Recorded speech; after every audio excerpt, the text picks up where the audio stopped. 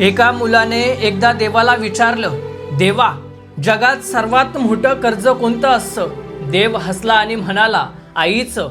मुलगा म्हणाला, पण आईने मला पैसे दिले नाहीत, मग कर्ज कसं?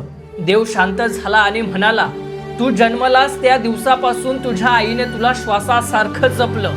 तू भुकेला असताना ती उपाशी राहिली. तू आजारी असताना ती रात्रभर जागली. तू रडला की तिचं हृदय रडायचं आणि तू हसलास की तिचं जग उजलायचं. हे सगळं तिने कधी परतफेडीच्या अपेक्षेने केलं नाही. वर्ष गेली, मुलगा मोठा झाला, त्याच्याकडे पैसा आला, मोठं घर आलं, गाडी आली, पण आई म्हातारी झाली.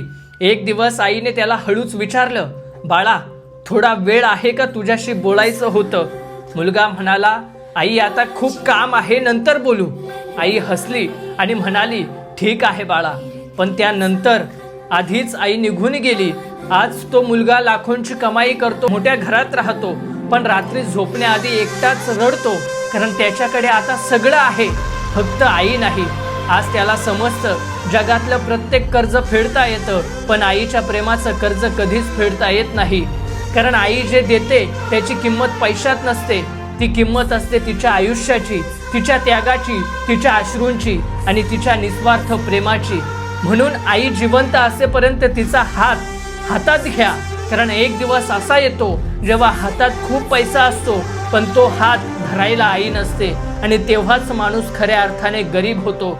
आपल्यासाठी पण आई स्पेशल असेल तर कमेंटमध्ये नक्की आई शब्द लिहा.